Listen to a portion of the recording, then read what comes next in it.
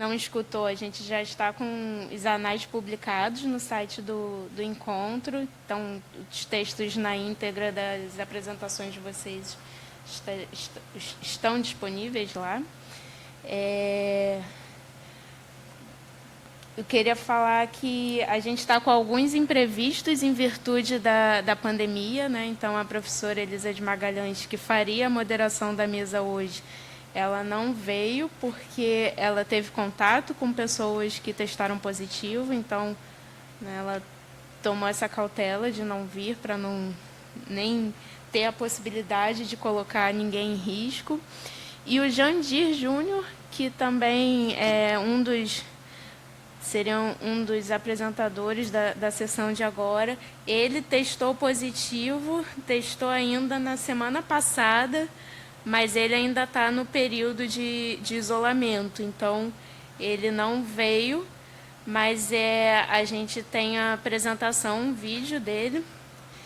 E aí, bom, primeiro eu vou passar a apresentação do Jandir, que aí assim vocês podem ver, e daqui a pouco eu vou convidar a Hansen e Tiago para vir para cá e para escutá-los e conversar depois sobre as apresentações. O Jandir Júnior, ele é artista e pesquisador da Universidade Federal Fluminense.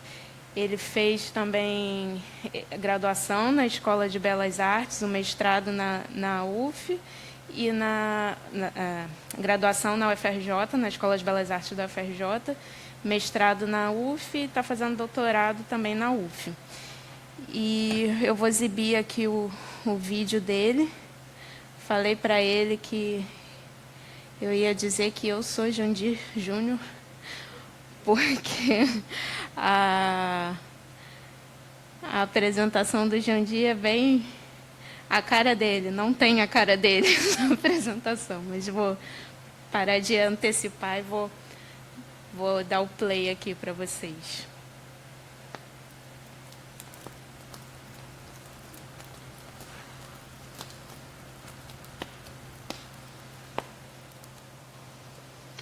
Oi pessoal, tudo bom? Bom dia, boa tarde, boa noite.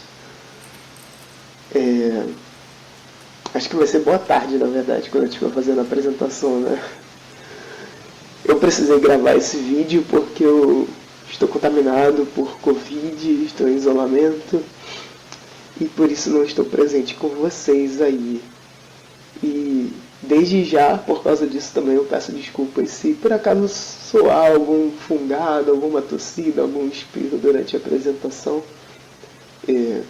Eu sou um mago das edições de vídeo, então vou deixar o vídeo mais cru possível. Assim como a captação do áudio, muito provavelmente vai ir cheia de barulhinhos, cheia de interferências, porque o meu equipamento não é o melhor possível. Mas imagino que isso vai combinar com o que eu tenho para falar hoje. Tem outra coisa também que eu queria falar, e tem a ver com esse e-mail, esse primeiro slide que aparece aí na apresentação. É muito comum que nas apresentações como essa, em seminários como esse, as informações de contato como e-mails venham lá para o final, nos últimos slides. Mas aqui, na minha, eu preferi trazer o meu e-mail para o primeiro slide, para a apresentação, logo para o início, invertendo um pouco a lógica comum, costumais. E isso porque eu vejo esse e-mail, talvez, no primeiro ponto, quase como um título em alternativa ao título que essa apresentação carrega.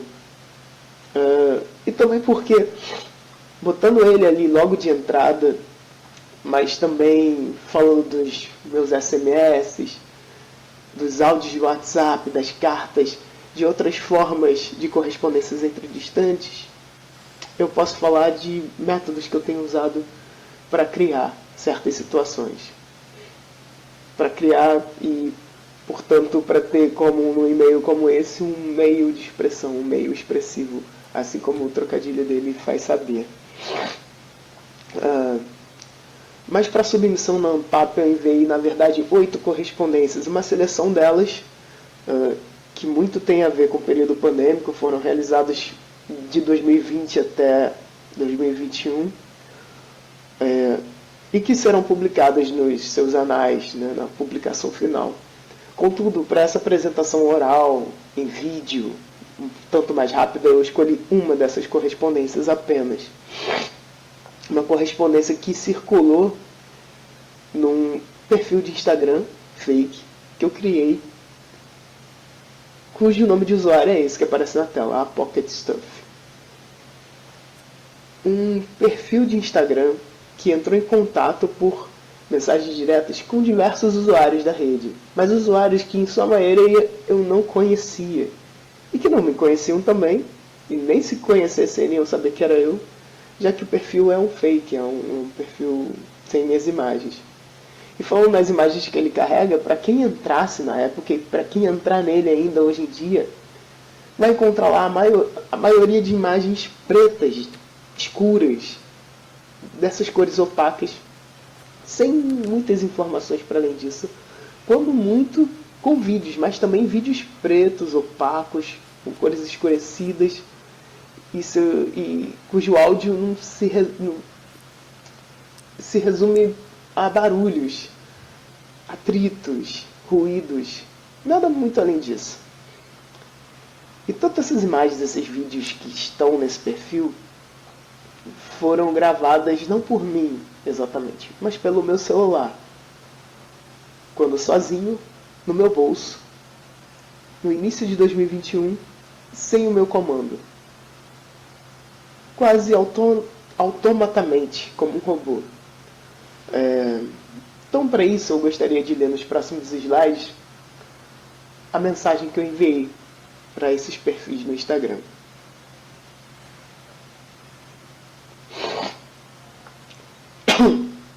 Oi, eu cheguei a ter um perfil fake antes deste. Era Yves Klein o nome, e eu não adicionava ninguém como amigo. Mantinha-o sem outras pessoas, só com postagens de quadrados azuis, sólidos, de tons variados. Azuis que eu encontrava fazendo uma única e simples pesquisa por imagens com os termos International Klein Blue, esse nome da tonalidade patenteada pelo verdadeiro Yves Klein, francês que viveu entre 28 e 62 do século que se foi. O perfil ainda existe, no mesmo Facebook azul.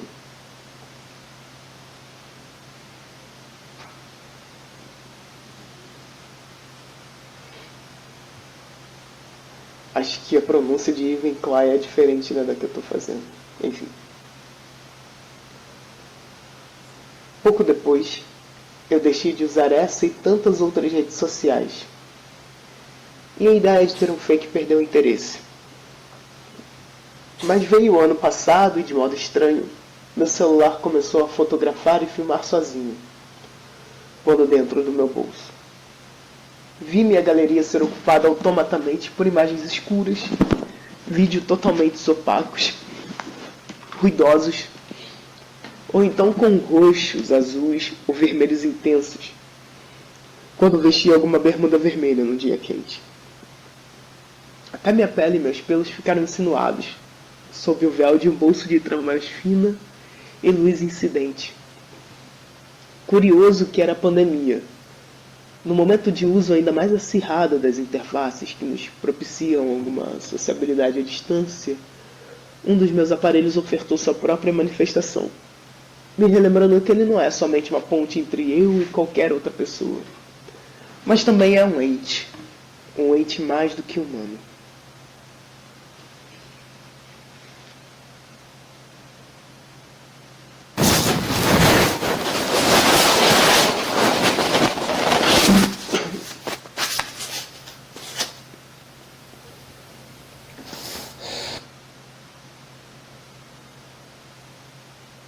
E a fortuna dessas imagens e vídeos, fruto do encontro entre meu bolso e meu celular, é a que ofereço por meio deste @PocketStuff, mais um perfil no Instagram.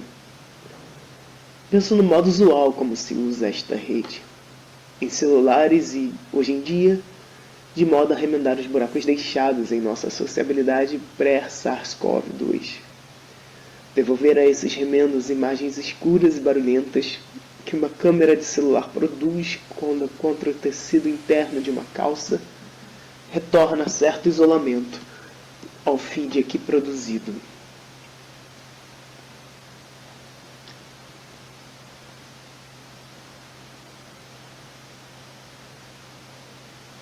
@PocketStuff tem seu nome de usuário inspirado nos Pocket Stuff que o artista Rubens Gershman produziu quando esteve em exílio nos Estados Unidos, durante o AI-5 brasileiro. Coisinhas de bolso, pequenas esculturas geométricas e acrílicas com palavras silcadas em algumas de suas faces. Algumas contendo ervas em seu interior, outras sal, com palavras e elementos que combinavam-se, como um poema em aberto.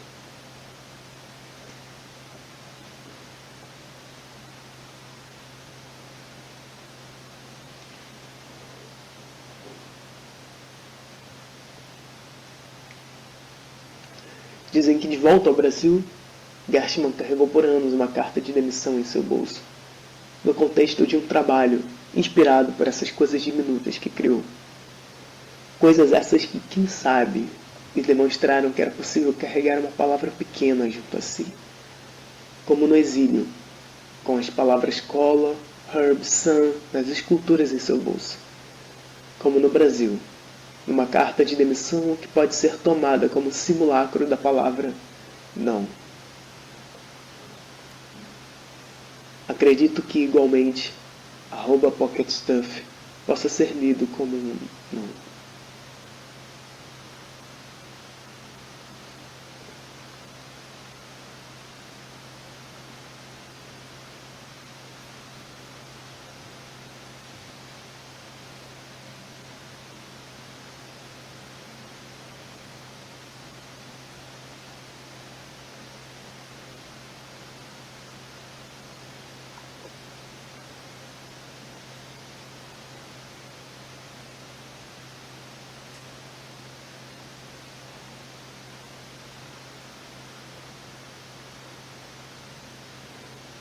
Eu escrevi e enviei mensagens como essa em março de 2021, mas essa distribuição de mensagens não foi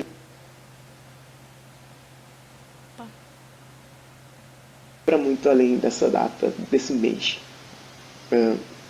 O que ocorreu foi que, semanas depois da criação desse perfil, do contato que ele fez com outras pessoas, meu celular fez uma atualização automática e deixou de apresentar o erro que motivou o envio dessas mensagens.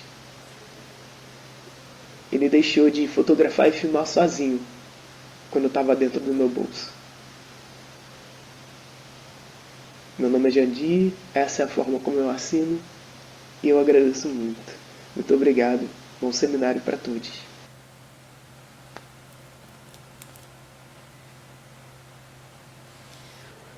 Essa foi a apresentação do Jandir.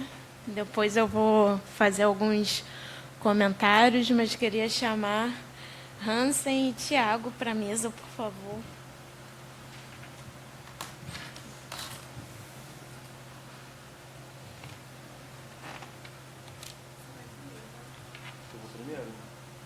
Pode ser? Pode ser? Pode ser. Já vou me posicionando.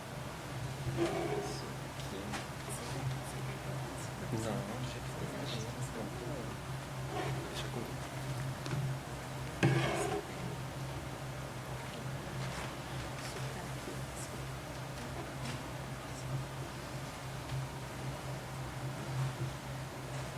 Bom, o Tiago Grisolha, essa mesa eu não estava prevista para estar aqui, mas como a Tatiana Martins, que é orientadora de alguém que estava aqui mais cedo, ela falou uma vez assim dos bons encontros, né? E Tiago, nós nos encontramos em momentos muito... a gente fez graduação de letras, só que em momentos diferentes. A gente fez graduação de produção cultural juntos, mas os caminhos se cruzaram e aí a gente seguiu meio que um caminho parecido entre as artes e literatura se encontrando, né? E então a questão do autor me toca, né, também. E aí o Thiago, né, passou pela Letras na UFRJ, na graduação, tem mestrado em Estudos Contemporâneos das Artes na Universidade Federal Fluminense, tem graduação em Produção Cultural na Universidade Federal Fluminense também, e é doutorando em Literatura... Ciência da Literatura. Ciência da Literatura na UFRJ. E Thiago é um poeta. Thiago, por favor. Obrigado. Boa tarde. Queria começar agradecendo a vocês, Carol, Shannon, pela oportunidade, pela organização do evento. A gente sabe que é difícil, né? Organizar é trabalhoso, vocês conduziram tudo com muita delicadeza, então não podia deixar de agradecer. Carol, minha amiga de longuíssima data, como ela já falou.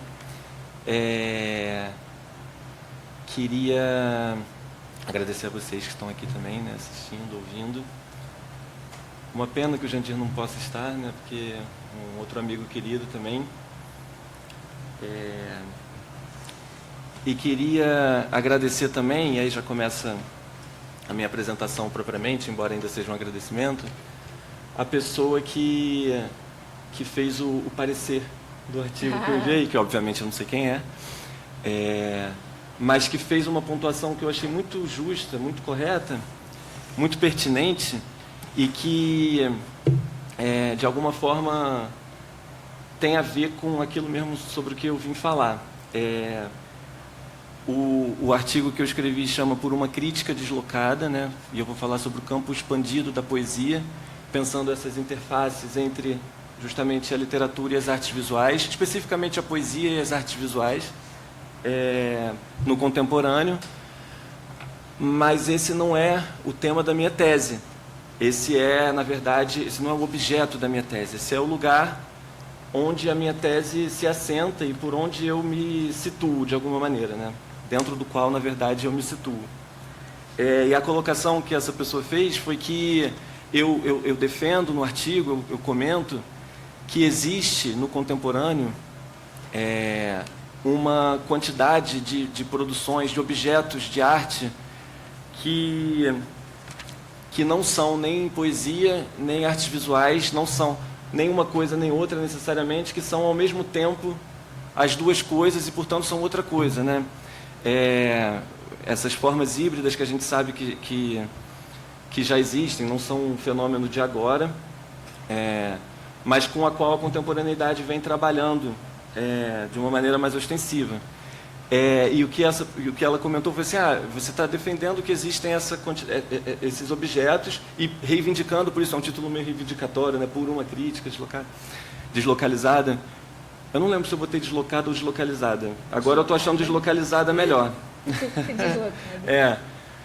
Mas a ideia de estar deslocado mesmo, destituado. E cadê esses objetos? Né? Eu não mostrei, não apresentei nenhuma imagem.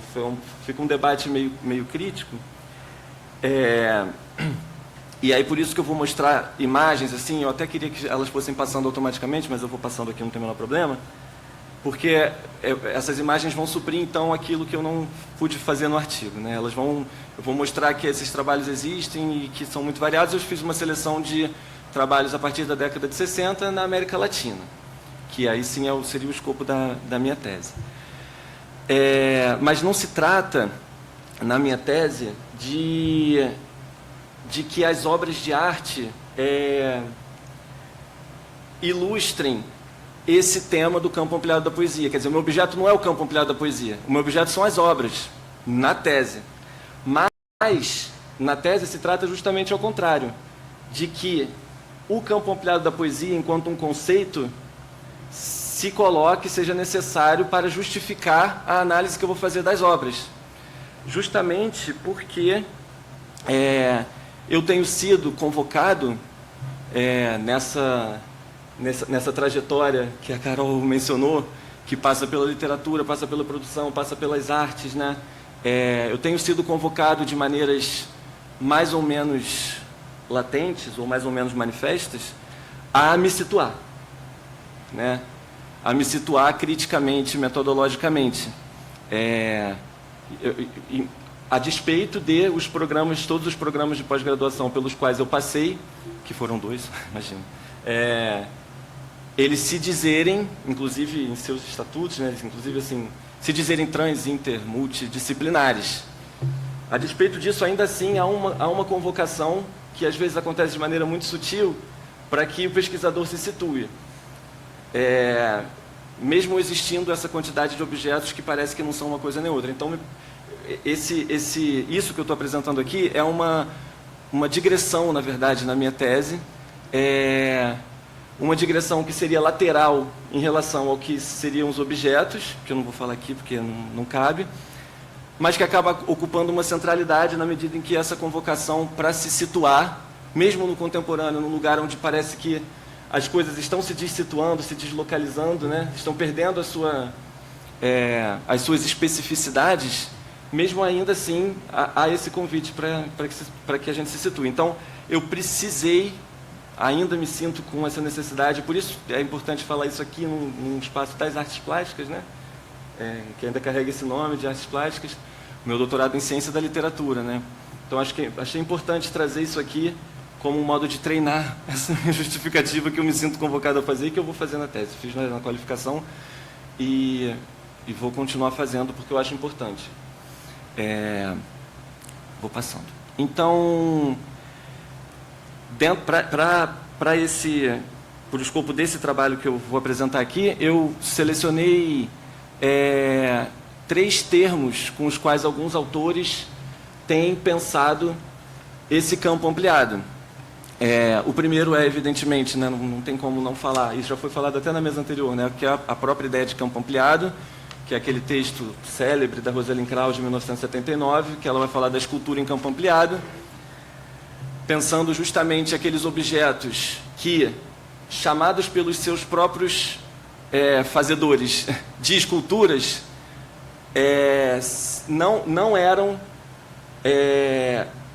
nem arquitetura, nem paisagem, se situavam em alguma coisa ali entre uma coisa e outra, e, portanto, não sendo arquitetura, se relacionava de alguma forma com a arquitetura pela negativa, e não sendo paisagem, se relacionava de alguma forma com a paisagem pela negativa.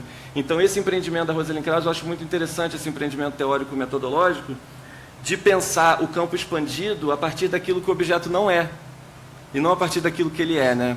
Então, essa ideia de campo expandido, alguma coisa em torno da qual gravita uma quantidade de objetos que não são o núcleo duro daquilo que se convencionou chamar com aquele nome. A Rosalind Krauss fala de categorias estéticas, né? E fala da possibilidade de que essas categorias sejam elásticas, né? De que elas sejam maleáveis.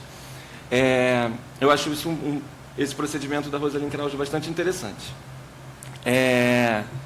A Mira, eu trabalhei na minha dissertação. A partir desse debate da Rosalind Krauss, e eu acho que o debate que teve na mesa anterior passava por isso, sobre o qual eu também sinto vontade de falar, não falei na outra para não dar spoiler do que eu ia falar agora, partindo desse debate, alguns autores, por exemplo, uma autora que até teve na minha qualificação, que é a Florência Garramunho, uma teórica crítica argentina, foi uma das coisas boas que o fato de estarmos fazendo bancas online possibilitou, né? Assim, ela estava na Argentina e ela pôde estar na minha banca de qualificação, que foi uma coisa muito maravilhosa. Ela tem um texto que ela chama Frutos Estranhos, sobre a inespecificidade da obra de arte contemporânea, alguma coisa assim, onde ela vai trazer essa expressão inespecífico. E mais do que o inespecífico, tem uma expressão dentro do livro que ela usa que eu gosto mais, que é impertinência, sobre objetos que são impertinentes em relação àquilo a categoria que historicamente as havia nomeado. Mas ela faz esse debate pensando assim, a impertinência como uma derivação de não pertenência, né, de não pertencimento mesmo. Não pertencimento à ideia de uma categoria estética, se a gente quiser usar o termo da Rosalind Krauss, né, mas não pertencimento, sobretudo, a uma ideia específica de arte. E aí daí vem a ideia de inespecificidade, né? Que é um fenômeno do contemporâneo. Embora e ela é uma teórica da literatura, então os objetos com os quais eu trabalho estão mais próximos dela do que da Rosalind Krauss. Embora essa tradição de, por exemplo, dinamitar na poesia a estrutura do verso como alguma coisa que acontece no tempo, e, portanto, né, ele foi historicamente pensado como a partir de aspectos rítmicos, e aí lá no final do 19, né, já começam movimentações para dinamitar essa estrutura e pensar o verso a partir da sua inscrição espacial, não mais no tempo, mas no espaço, que sempre foi, porque a poesia sempre teve uma dimensão visual, mas começar a trabalhar isso, Apollinaire, Mallarmé, né?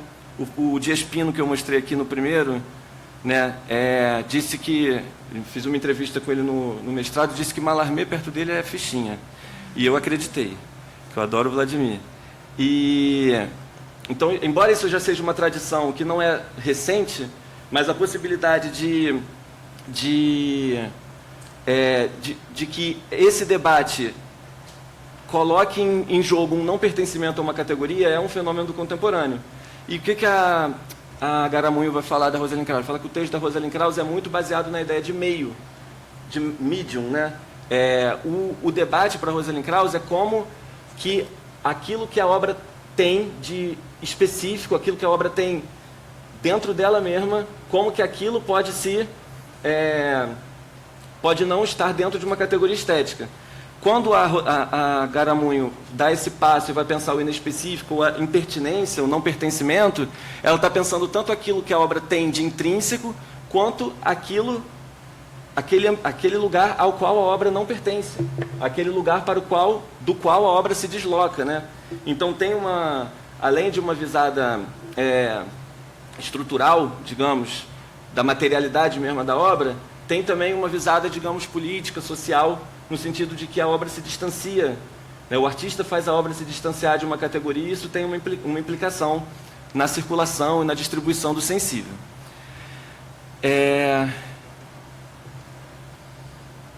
Deixa eu voltar aqui para a Neide. Isso aqui, por exemplo, lembra um pouco o trabalho que Jandir trouxe do Gershman, né? E isso é um verso, né? Assim, a Neide Sá, inclusive, se entendia como uma poeta, né? E não como uma artista visual. Embora hoje em dia ela esteja presente em exposições de artes visuais. Deixa eu passar Antônio Caro, colombiano. Né? Então, trabalhos até que não usam necessariamente a palavra, né? a palavra, a linguagem como materialidade, mas alguns suportes que seriam tradicionais da literatura como a ideia de livro, são transmutados para dentro de um procedimento que é plástico, né? São dotados de uma possibilidade plástica em alguns trabalhos. Já arte chileno. E por fim, o último, então os termos, né, são o campo ampliado, a impertinência, o pós-autônomo, que tem a ver também com o debate da Josefina Ludmer, que é uma teórica argentina. E, em sequência, o outro termo que eu gostaria de trazer é a ideia de pós-disciplinar. E que tem a ver com o debate da mesa anterior, porque me parece que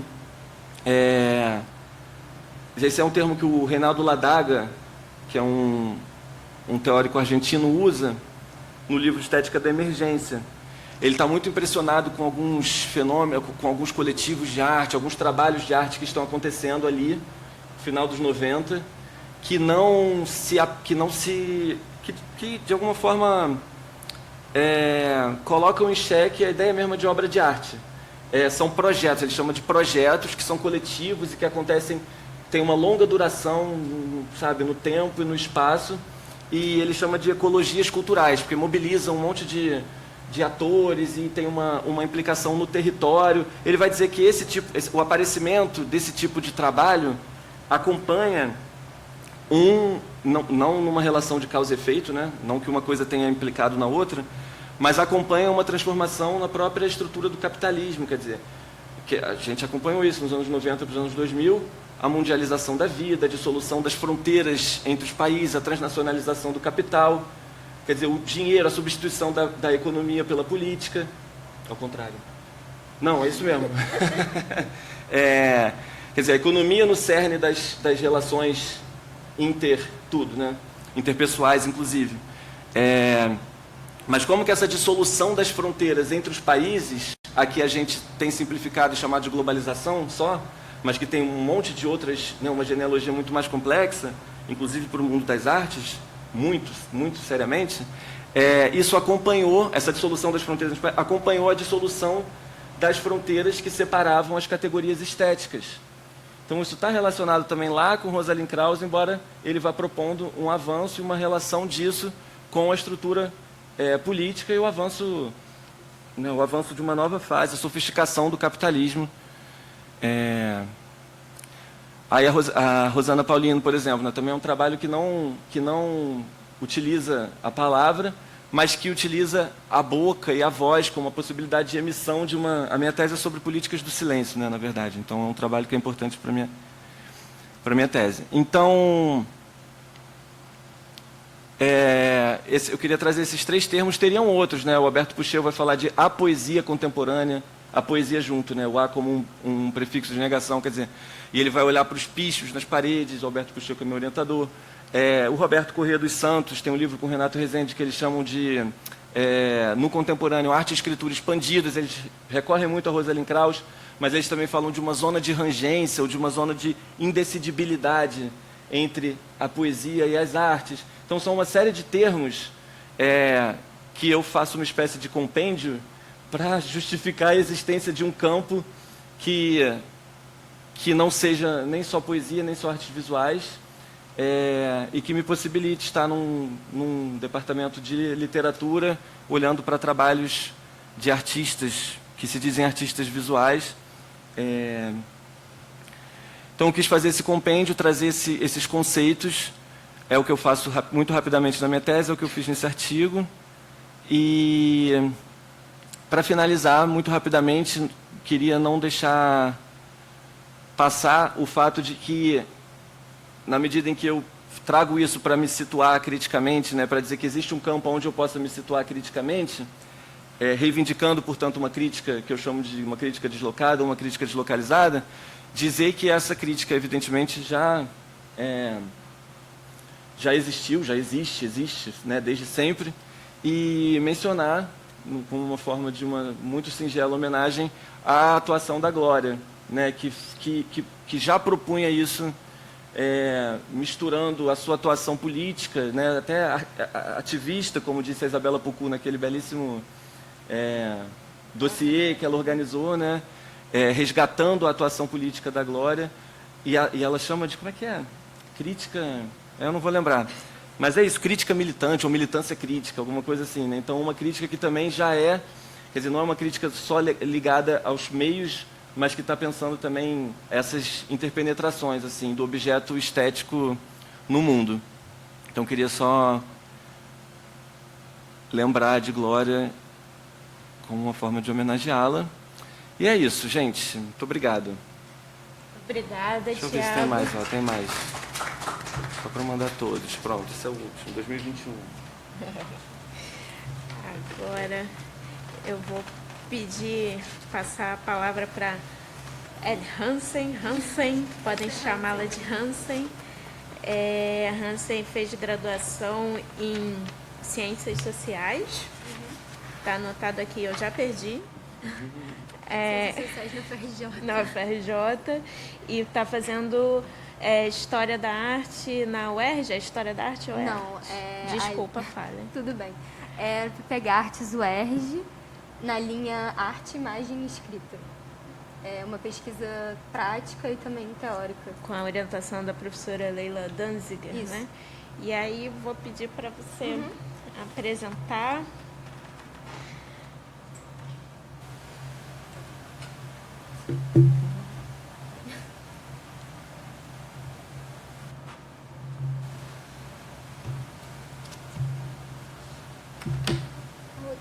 A apresentação tá onde?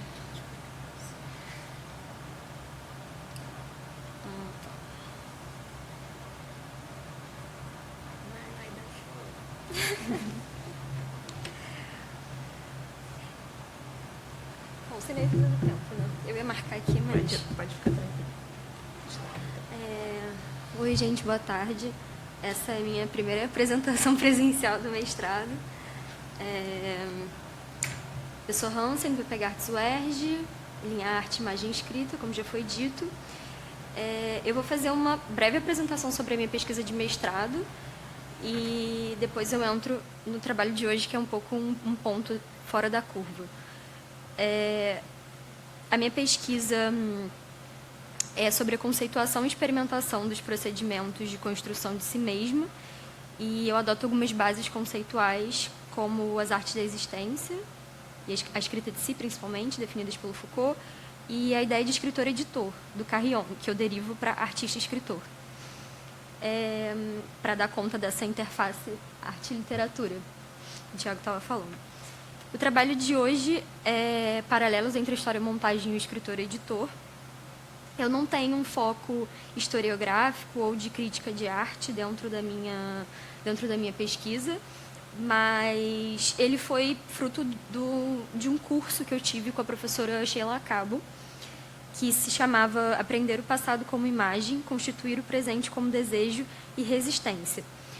O que eu quis fazer aqui, muito mais do que explorar a dimensão histórica, foi explorar o procedimento de montagem, que é meu foco principal. Montagem como procedimento artístico e literário, e por vezes também científico. Eu vou apresentar alguns paralelos entre alguns trabalhos do Walter Benjamin e do Bertolt Brecht, que coincidem com a ideia de pensamento-imagem, imagem escrita, de uma perspectiva da montagem. Eu me baseio nos comentadores, na verdade. Eu não pesquisei diretamente a obra do Brecht. É a partir do Georges Gilberman que eu produzo uma reflexão sobre o Diário de Trabalho do Brecht e o ABC da Guerra. E também a partir do Márcio Seligman Silva sobre os sistemas de escritura na obra do Benjamin. Eu acho interessante começar com um rápido panorama sobre a história-montagem, o método proposto pelo Benjamin, que viveu ali entre o final do século XIX e o início do XX. Então, ele estava vivendo uma crise da historiografia positivista, da causa e da consequência, né? Os nexos da história eram colocados como... os momentos da história eram colocados como pontos fixos e, entre eles, nexos causais. Mas ele aponta para uma construção imagética do saber histórico. O ocorrido vai deixar de ser ponto fixo na direção na qual iria o presente e, na verdade, é o passado que vai se aproximar do presente, uma reviravolta dialética, como eles chamam. Isso tudo se dá por meio da memória. O historiador tem consciência tocada no presente, um certo despertar para o passado dos vencidos. Acho que agora... Na própria tese 4, ele coloca: só podemos aprender o passado como imagem que, num instante de sua cognoscibilidade, relampeja e some para sempre. Então, a tarefa do historiador vai ser montar essas imagens no tempo e a história vai ser essa justaposição de todos os objetos memoráveis. Isso tudo para dizer que esse espaço de afinidade, de fragmentação e redisposição cria o espaço de imagem, que é de interesse aqui para essa pesquisa. Eu pulei essa aqui, sobre o que ele diz de fragmentar e deslocar. Arranca-se uma vida da época, de uma época, eu acho, e um trabalho isolado de uma obra completa. O ganho desse procedimento consiste em preservar e, ao mesmo tempo, se superar no trabalho isolado a obra completa, na obra completa a época e, na época, o período inteiro da história.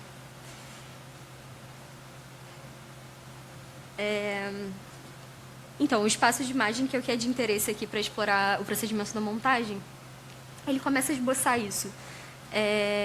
Em alguns textos, como O Significado da Linguagem, Trauspiel, que é o drama barroco alemão, e na tragédia. E depois ele aprofunda isso, de fato, no drama barroco alemão e nas análises da vanguarda surrealista europeia.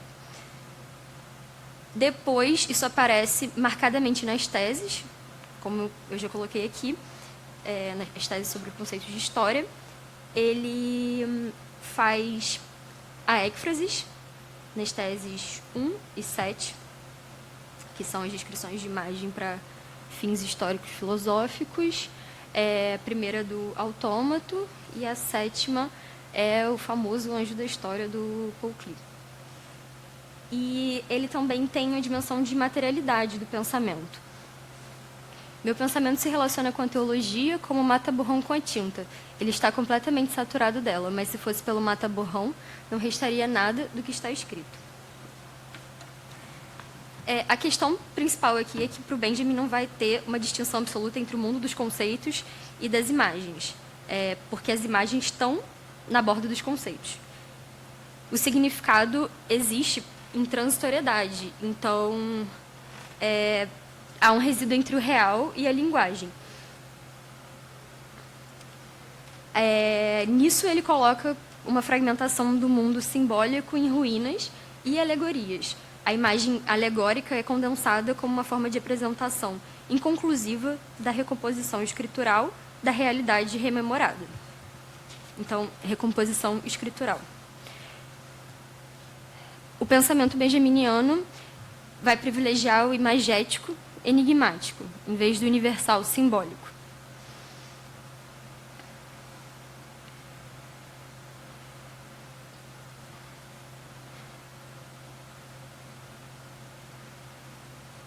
O dueto da linguagem linear, alfabética e lógico-causal é fragmentado em imagens-pensamento. Desse modo que ele vai mesclar a escrita científico-teórica com a escrita fragmentária. A poesia, por exemplo. Sobre a imagem escrita. As ideias, na verdade, como um arranjo de elementos. A imagem escrita possui um valor próprio. Ela encerra em si tanto o traço da catástrofe, que está na sua origem, como também a possibilidade de converter essa perda em um jogo, ainda que sempre lutuoso.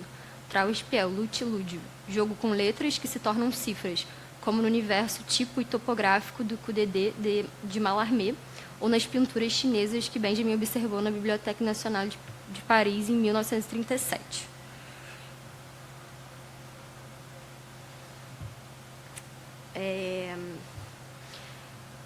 A importância da imagem é, como eu disse, a transitoriedade. Ela tem algo de eterno, ela vai se integrar com a fluidez e resistir à fixação. É a possibilidade de um valor críptico, de encapsular um determinado agora para poder emergir em outro agora análogo. A imagem fala, a ideia de resistir à fixação é falar através do objeto como um emblema-chave para um saber oculto. Ou seja, remoção do seu contexto e dos significados. O alegorista vai devolver a transitoriedade desses objetos.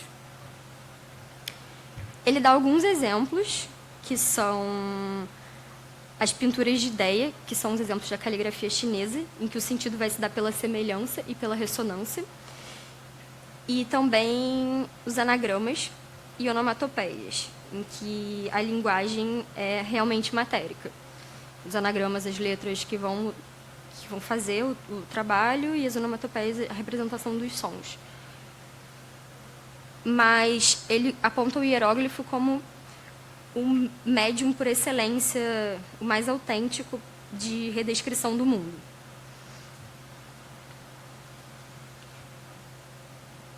E, principalmente, que a alegoria vai trazer visibilidade ao pensamento.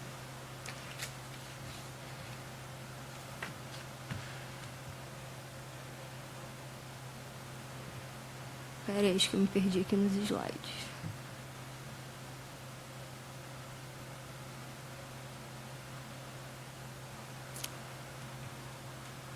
Isso. Ele está vivendo um momento de crise da representação, principalmente posta pelas vanguardas e em procedimentos como a colagem, por exemplo. E a montagem vai ser também um procedimento de quebra de continuidade do curso mimético das artes. E também, como ele falou, vai ser espacialização escritural de palavras e imagens. a montagem é interessante nesse sentido também. E aí, se a escritura alfabética tradicional se articulava sobre a possibilidade de separação entre a escritura, o som e o mundo, resta saber em que medida o abalo desse modo de escrita implicaria também um questionamento do seu suporte por excelência, o livro, que é, de fato, aonde eu quero chegar, nos trabalhos do Brecht. Principalmente a partir das análises do Dilberman, que fala do diário de trabalho, que foi feito de 38 a 55, e da cartilha de guerra. Teve início em 40 e foi publicado em 55.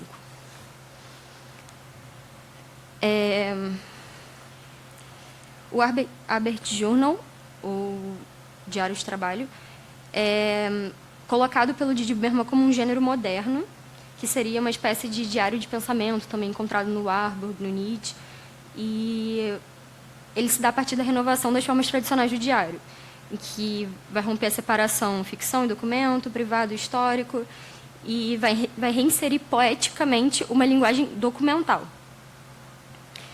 O Brecht faz isso a partir do papel jornal, dos recortes de jornais da época, o que foi muito feito pelos cubistas e pelos dadaístas no início do século XX. E, nesse diário de pensamento, ele vai criar uma mesa de montagem de notas, pensamentos, esboços e imagens, em uma clara cisão com a narrativa, que é esperada de um diário. A noção de Arbeit Journal justifica-se plenamente, com efeito, se levarmos em conta o verdadeiro trabalho, no sentido artesanal, artístico, conceitual. É um diário em que se constroem juntas, ainda que para se contradizerem, todas as dimensões do pensamento brechtiano. É um work in progress permanente. É um work in progress da reflexão e da imaginação, da pesquisa e da descoberta, da escritura e da imagem.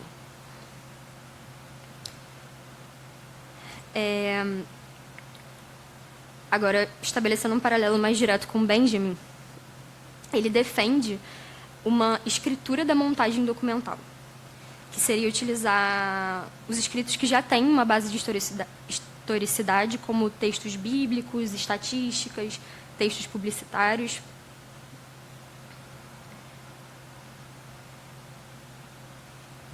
Daí a exposição de documentos na trama formal de suas construções literárias. O próprio Benjamin fazia também essa exposição de documentos. É interessante porque o Benjamin faz a teoria, mas ao mesmo tempo que ele está fazendo o método, ele também está usando o método. Essa exposição acaba tendo uma singularidade impessoal e ela se dá, de certa forma, em formato de poemnêmata, que é uma ideia de um caderninho de anotações sempre presente com alguma pessoa, que ela carrega para todos os lados, que é um formato de escrita de si. E essa exposição fica entre uma montagem tabular e uma montagem narrativa, em termos de funcionamento do livro.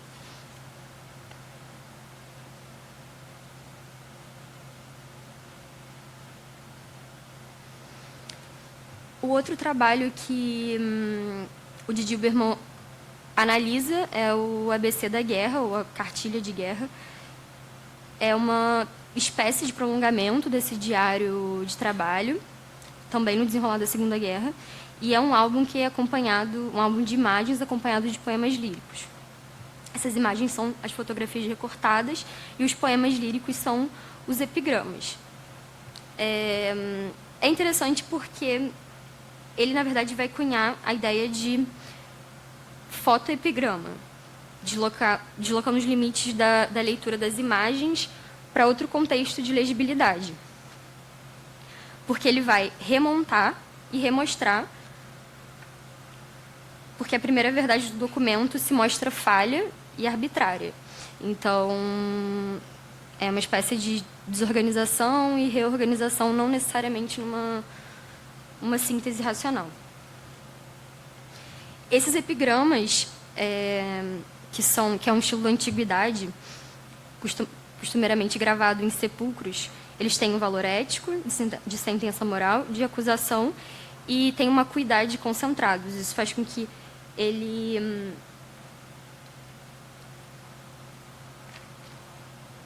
tenha uma dialética breve. E, na verdade, uma dialética do montador, que seria essa não síntese, resolução, a disposição do real numa ordem não necessariamente racional, uma exposição dos intervalos e das fendas entre as coisas. Isso é uma possibilidade de entender as relações antes despercebidas, a distância, a inversão, concomitância, coincidência, polaridade, descontinuidade, que é a produção do espaço de imagem. Porque ele está colocando em crise a mensagem veiculada. O uso de fragmentos como procedimento de composição lembra a ação de um editor, que seleciona material para uma nova publicação. Selecionar imagens e produzir obras são ações equivalentes para o artista como editor.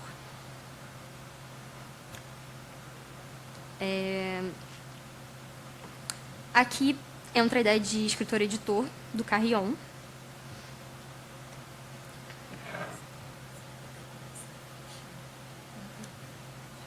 Eu vou correr um pouquinho aqui, gente. Na verdade, está acabando já. A minha ideia é comparar a experiência do Brecht com essa ideia do escritor que faz esse é o segundo trabalho, essa ideia do Carrion. Na velha arte, o escritor não se julga responsável pelo livro. Ele escreve o texto. O resto é feito pelos empregados, os artesãos, os trabalhadores, os outros. Na nova arte, escrever um texto é somente um elo na corrente que vai do escritor ao leitor. Na nova arte, o escritor assume a responsabilidade pelo processo inteiro. Na nova arte, o escritor faz o livro. Deixa eu ver aqui o que é mais importante. Enfim, essa interpenetração da forma e do suporte que se dá na cartilha de guerra, por exemplo, um livro de emblema, né, que seria uma modalidade barroca, ele tem o que o Júlio Plaza chama de forma significante. Isso dando um salto temporal, né? Anos 70 já Carrion, Júlio Plaza, que nesse caso vai ser chamado de emblemática marxista. A minha questão principal é o livro de artista, mas só chegando nela agora. É a montagem de signos e espaços, o livro de artista. Também como é a realidade, do ponto de vista do Benjamin, da recomposição escritural da realidade. O Júlio Plaza propõe que os documentos da nossa época, os quais a gente deve compreensão, são os textos espalhados pela cidade, os meios de comunicação massiva, e a gente deve uma compreensão sintético-ideogramática, para citar o Apollinaire, por exemplo. Ou então imagético-enigmática, nas palavras do Benjamin. Enfim, o que o Brecht faz, e que é o procedimento que me interessa, são que ele estabelece uma recomposição editorial dos fragmentos codificados da realidade. E é isso. Obrigada.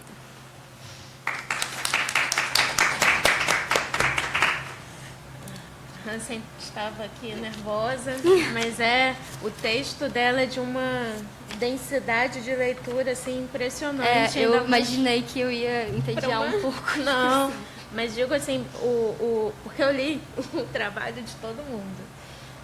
O do Jandir eu tive dificuldade para ler.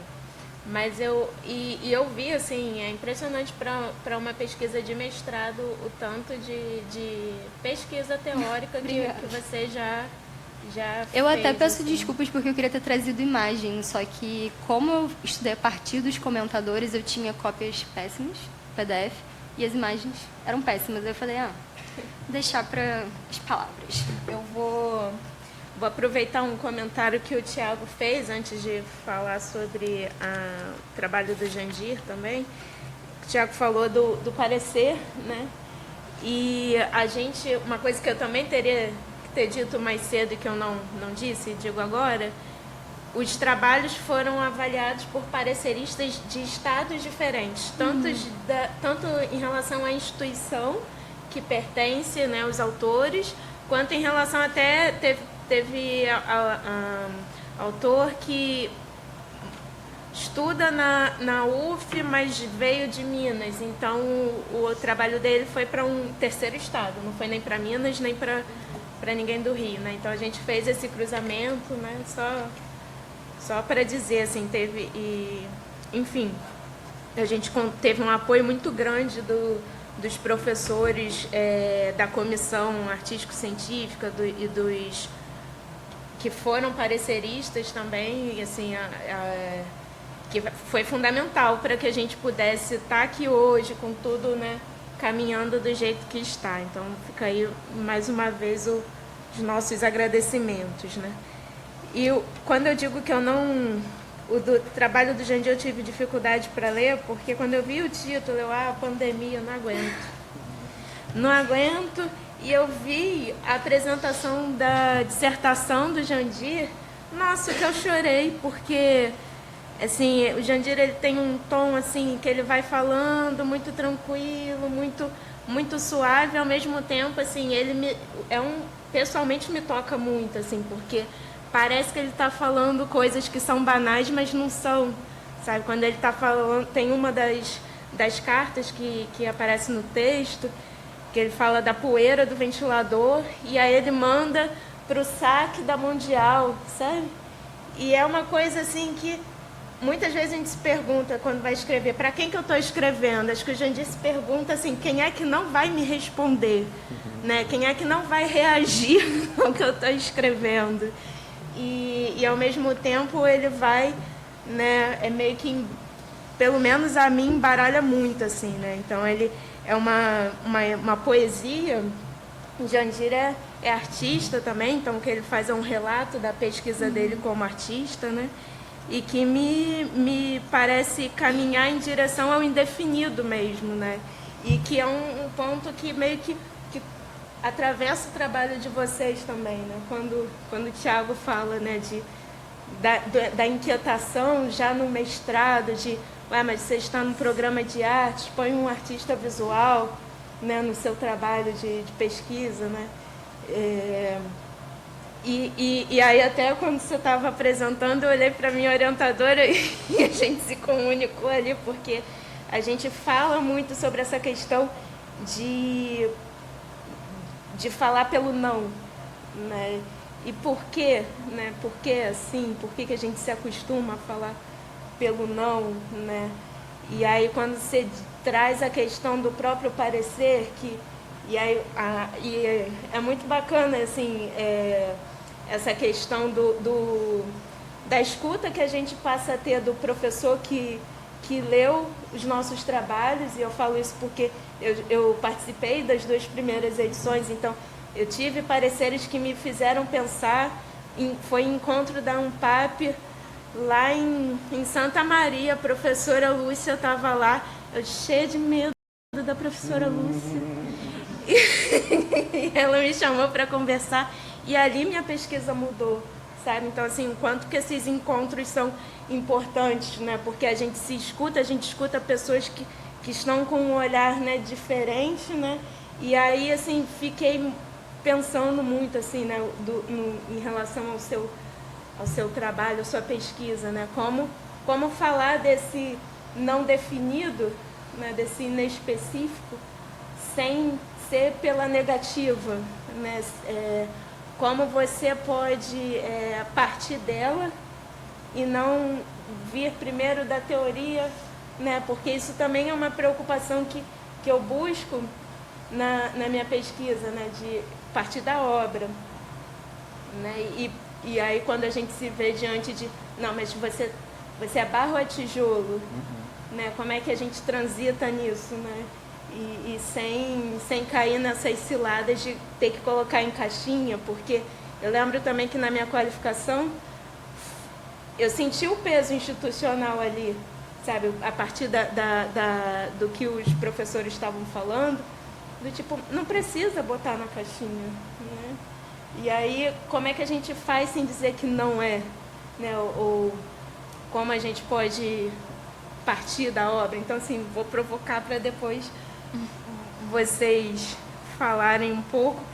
E aí eu estava pensando, assim, quando a Hansen fala sobre o Benjamin, a escrita do Benjamin, aquele livro, né, que foi publicado póstumamente, Passagens, né, que são diversos trechos que quase como um arquivo, né, que foi sendo colecionado, porque Benjamin, Eu acho que era né, até o próximo. um grande colecionador, e assim, cabe para quem lê fazer os nexos, fazer as conexões historiográficas, né? Então, assim, para mim é encantador, né, pensar nisso, que mesmo que tem a história das narrativas, né, que o historiador ele conta ali uma história, mas e quando ele te entrega um punhado de fichas para que você reorganize, né? E aí você fala do seu interesse pelo livro de artista, né? Então vou pedir também para você falar um pouco mais sobre o livro de artista, mas pensando também a gente escuta muito, acho que está muito em voga a questão do desconstrução, desconstruído, de tudo mais, e aí o Derrida que fala a partir de uma perspectiva de crítica literária, né? Quando ele entrega, né, na différance para o outro a possibilidade de criar os nexos e os contextos, né? O significado é de quem está ali, né? Atualizando o significado, como é que a gente pensa a obra de arte a partir da poesia ou a partir da melhor, né, da arte, seja ela qual for, né? Como a gente estabelece esses nexos. Vou pedir para você falar um pouquinho mais do livro de artista, quem quiser falar primeiro. Posso começar? Claro, por favor. Foi interessante você falar isso da inespecificidade, principalmente você ficar tentando delimitar tanto o seu campo de estudo, porque eu passei muito por isso, porque eu fiz graduação em Ciências Sociais e existe uma rigidez dentro da área de isso é Ciências Sociais, isso é comunicação, isso, enfim, é filosofia. Por mais que seja humanas, né, não é visto tão próximo, assim. Acho que a antropologia é que acaba se aproximando mais das outras disciplinas. E eu fiquei nessa de não ter especificidade, por exemplo, para um programa de pós-graduação em comunicação. E aí foi realmente o de artes que teve capacidade de abarcar essa transdisciplinaridade. O que você falou também, interessante, que a gente sempre pensa de que tem que ser uma coisa ou outra, né? Mas quando uma orientadora minha leu a primeira vez uma pesquisa de iniciação científica, ela falou que poderia ser uma coisa e outra.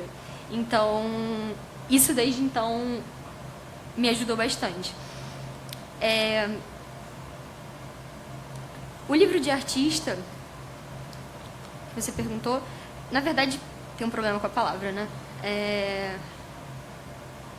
Algumas pessoas vão preferir chamar de impresso, de publicação de artista. O próprio Fábio Moraes vai falar disso, de que livro de artista é um francesismo, uma coisa estadunidense. Mas eu continuo usando essa palavra dentro do eixo Brasil, assim, porque eu acho que tem coisas que não são reproduzíveis, assim, não tem... você consegue fazer facsimiles e tal, mas você não consegue reproduzir propriamente. Também não é para criar uma coisa tipo assim, oh meu Deus, a aura do livro de artista, quase como uma escultura. Tem a ver muito com os meus trabalhos. Eu estou me defendendo, porque eu faço muitos trabalhos em que eu escrevo à mão e que os materiais não são muito... eles não são exatamente reproduzíveis, porque eu pego coisas antigas, impressos padronizados que são antigos. Então, aquilo ali dificilmente teria um valor comercial e de serialidade que geralmente as publicações têm. E eu acho que isso. Eu acho que a questão da edição também, para mim, é o centro assim, da minha pesquisa, porque tem toda a relação com a literatura.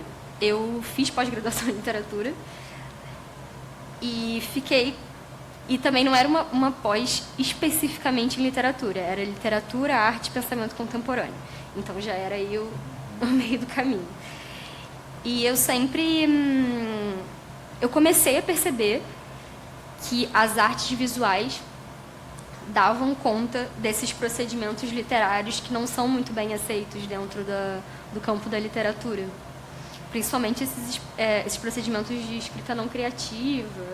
Então, essa minha aproximação com o livro de artista foi também uma certa inadequação editorial, assim, ao mercado editorial, eu acho. Vou complementar o que você está falando, depois eu vou responder a Carol. Eu acho que tem a ver, sim, numa poesia contemporânea, o Pouchet fala de alguns pilares que constituíram o que era o campo do estritamente literário, né? E que algumas escritas contemporâneas vão destituindo, né? E sem dúvida uma delas é o mercado editorial, né? O mercado editorial é alguma coisa que está concorrendo também para não permitir que essas fronteiras sejam completamente desguarnecidas, para usar um linguajar dele. Eu também adoro livro de artista, eu pesquisei bastante. Tem aquele livro, a tese do Paulo Silveira, que é uma coisa assim enorme, é um tipo de trabalho que eu sempre quis fazer, mas que é difícil, assim, porque ele tem muito repertório, então não tem um objeto, né? Ele vai fazendo assim, um panorama, ele vai fazendo um panorama de tudo, tem tipo assim, desde o Flicts, do Ziraldo, que eu amo, tá lá no meio, assim, como é um livro infantil, tipo, ele bota no meio do livro de artista, quer dizer, um termo guarda-chuva que vai... E ele assume guarda-chuva, assim, que eu acho legal, que é uma coisa que eu gostaria de fazer na minha tese, mas não vai ser possível. Sobre o lugar da negatividade, é uma questão com a qual eu me deparo muito, porque a minha tese, objetivamente, né, o objeto é sobre silêncio. O silêncio, que é, a princípio, uma coisa da linguagem, né, alguma coisa da... E que a minha investigação é como os artistas visuais manifestam em obra o silêncio.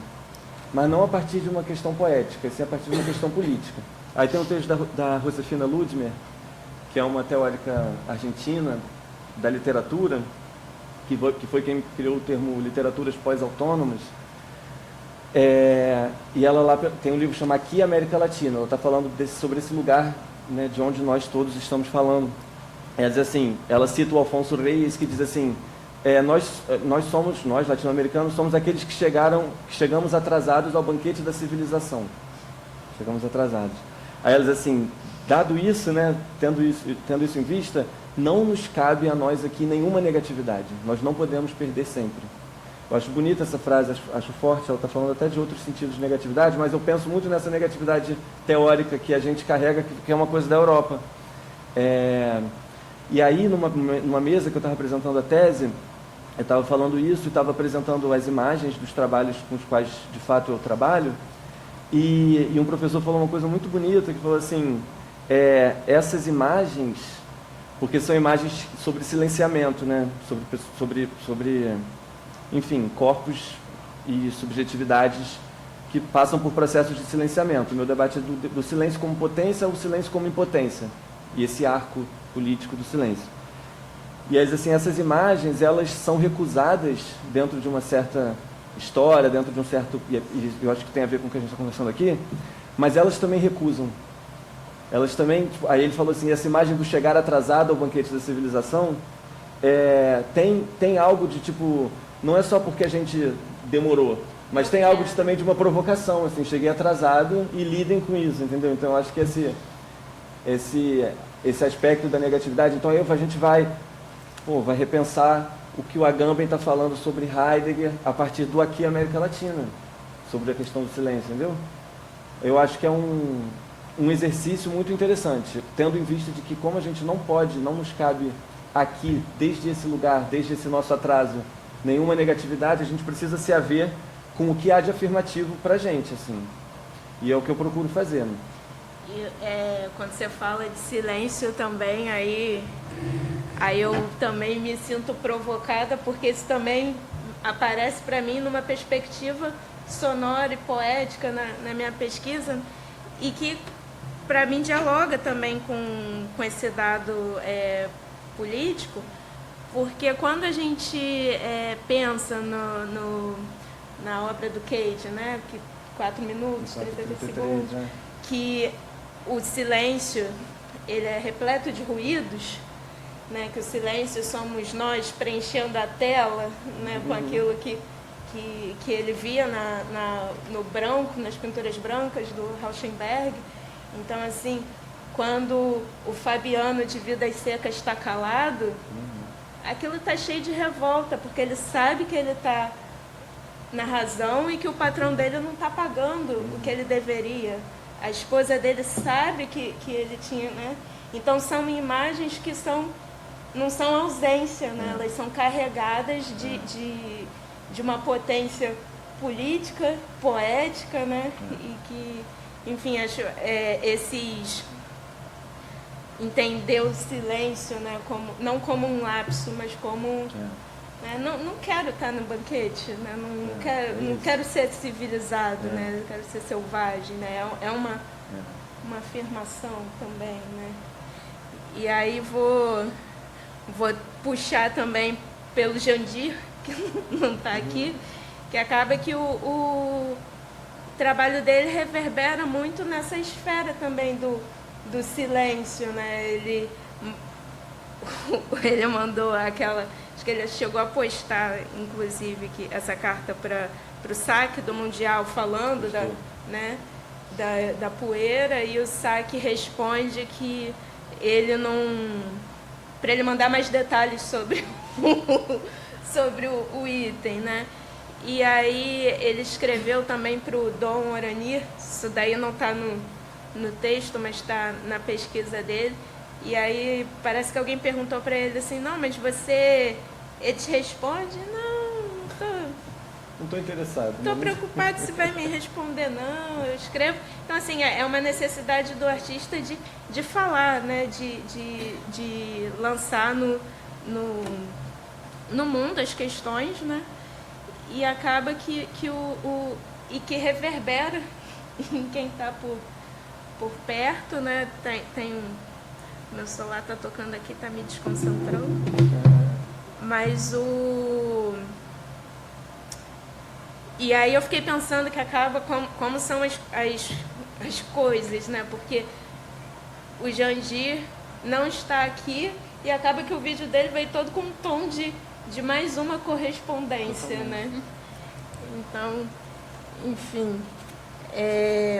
Não sei se alguém da plateia quer fazer pergunta para Hansen, para Tiago.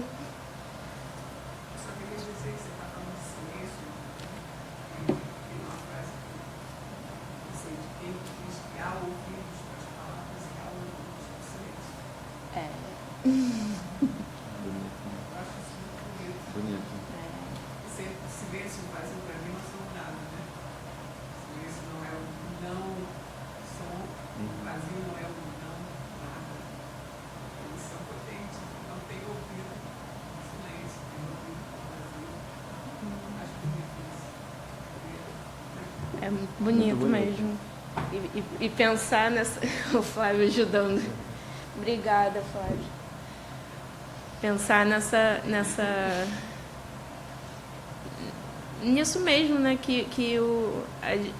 Quando a gente fica em silêncio, a gente escuta também, né, a nós próprios, né? O Cade lá na Câmara anecoica, né? Mas é claro que isso é literal, né? Você está falando de uma coisa simbólica, mas assim não, tem... Mas é isso, assim, mas né? Porque acaba que quando você está, mesmo que seja literal, porque o experimento que o Tiago está falando é aquele que a gente, se ficar numa câmara anecoica, a gente só vai escutar os batimentos cardíacos, né?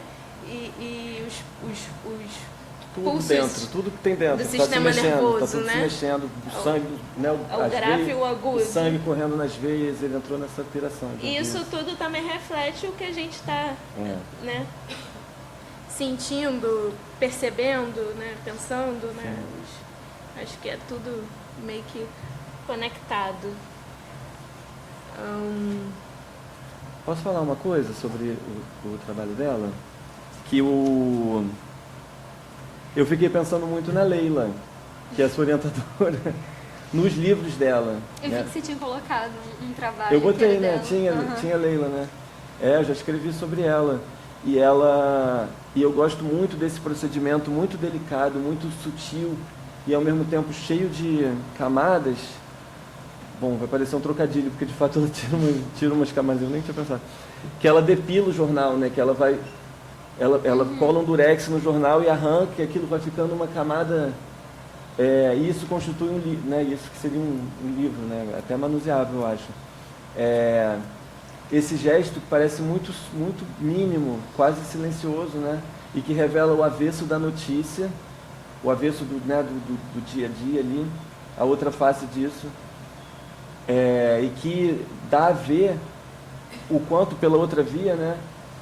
O quanto tem de silêncio ou de impossível nesse turbilhão de acontecimentos que acometem a nossa vida, tipo, 6 da manhã, já começa. E aí ela faz esse procedimento tão bonito. Eu adoro o trabalho dela. No jornal que ainda é impresso, né? Oi? No jornal que ainda é impresso, né? Querer... A gente... Não sei se vai... Quem levantou a mão não, foi impressão. Bom, eu vou encerrar aqui a sessão. Queria pedir para quem puder ficar, daqui a 6 minutinhos a gente vai passar os vídeos das proposições artísticas e, na sequência, às 16 horas, a gente vai ter a conferência da professora Lúcia Gouveia Pimentel, que passa também pelo corpo, né? Não vou dar spoiler. E, enfim, dizer que é uma responsabilidade estar ao lado de Tiago. Tiago é uma pessoa brilhante, assim. Eu lembro da reverberação da dissertação de Tiago. Tiago tem uma capacidade de leitura também, né, linda, né? E Hansen... Pensando como vim parar nessa mesa. Hansen também está lá, tão nova, tão no mestrado, falando... Nossa, assim, é uma mesa muito bonita, eu acho. Assim, pena que Jandir não está presente fisicamente, mas está aqui também. Queria agradecer a vocês. Obrigado. Muito obrigada e parabéns a vocês todos. Obrigado. Obrigada.